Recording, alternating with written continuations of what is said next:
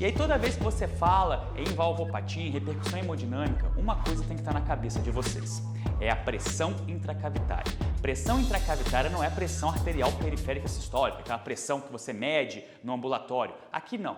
É a pressão que está dentro de uma cavidade. Vejam vocês que fisiologicamente a pressão dentro de um ventrículo esquerdo ela é diferente da pressão dentro de um átrio esquerdo, por exemplo. Você encontra ali uma pressão oscilando dentro do ventrículo esquerdo de 10 milímetros de mercúrio a 120 milímetros de mercúrio. Já no átrio esquerdo, ela tende a ficar mais constante, em situação normal, fisiológica, fica em 10 milímetros de mercúrio, como vocês podem ver. Quando você tem valvopatia, quando você tem alguma disfunção de válvula, esses valores são alterados e você precisa entender em que sentido esses valores se alteram, pois é isso aqui que explica, por exemplo, o surgimento de sintomas e mais. Quando você tem uma situação de compensação hemodinâmica, e a gente vai falar isso aqui nessa discussão ainda, o que é uma hipertrofia excêntrica, uma hipertrofia concêntrica. Isso aí, enquanto está compensado, as pressões de enchimento pouco se alteram.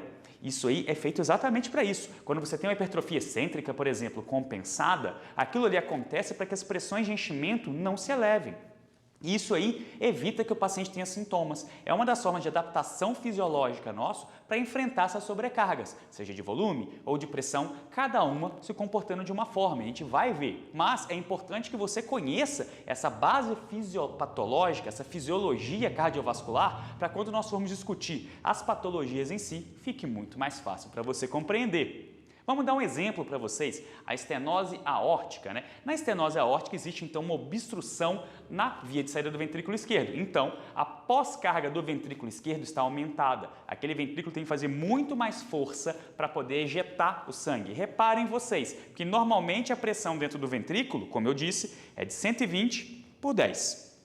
Numa situação de estenose aórtica importante, essa pressão sobe bastante, vai de 200 para 25. E essa subida de pressão, essa elevação de pressão é o que faz o gatilho para uma hipertrofia concêntrica adaptativa. Já vamos falar já o que é uma hipertrofia concêntrica. Mas olha aqui, o aumento da pressão intracavitária, ela é o gatilho. É isso que propicia a formação do remodelamento ventricular.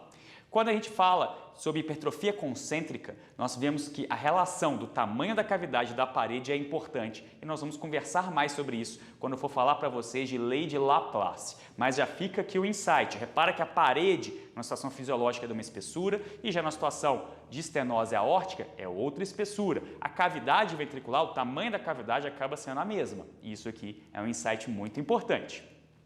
Se a gente mudou a doença agora para insuficiência aórtica, reparem vocês que da mesma forma você tem uma alteração das pressões cavitárias. Isso aí é gatilho para um outro tipo de remodelamento. Aqui na insuficiência aórtica você encontra o remodelamento excêntrico, aquela dilatação de cavidades. Então olha só, o normal, 12 por 10. Quando você está numa situação de insuficiência aórtica, você tem 160 por 20. Já mudaram as pressões de enchimento. Repare que agora o átrio esquerdo começou a subir, já passou para 20. Você já começa a ter um aumento de pressão de forma retrógrada. E é assim que surgem os sintomas nas valvopatias, quando essa pressão aumenta e vai impactar lá no capilar pulmonar. Perfeito? Da mesma forma, olha os insights aqui de diâmetro e espessura da parede. Reparou que o diâmetro da cavidade subiu muito e a espessura quase não mudou? Esse é o padrão clássico de uma hipertrofia excêntrica, e a gente já vai discutir isso já. De forma direta, insuficiência mitral é uma sobrecarga também de volume. Você também tem uma hipertrofia excêntrica. Vê se não lembra muito o aspecto da insuficiência aórtica que eu acabei de mostrar para vocês. Cavidade aumentada, parede mantendo a espessura da mesma forma. Se você for para estenose mitral, é um pouco diferente, porque aqui o ventrículo esquerdo não está sofrendo sobrecarga, a pressão fica toda para trás, ela fica então dentro do átrio esquerdo. E qual é o comportamento do átrio esquerdo? Átrio esquerdo, em geral, não aumenta a espessura de forma nenhuma, ele só aumenta a cavidade, o diâmetro. Então, o átrio esquerdo dilata, o átrio esquerdo distende. E aí, quando a gente for discutir estenose mitral, em aulas específicas de estenose mitral, vocês vão conseguir pegar esses insights e entender a repercussão que um aumento de átrio esquerdo pode gerar. E aqui, a sobrecarga não está no ventrículo. Repare, então, que os níveis pressóricos dentro do ventrículo quase não se alteram. Até diminui, né? Que passa um pouco menos de sangue para dentro do ventrículo. Mas o ventrículo aqui, de forma hemodinâmica, fica preservado.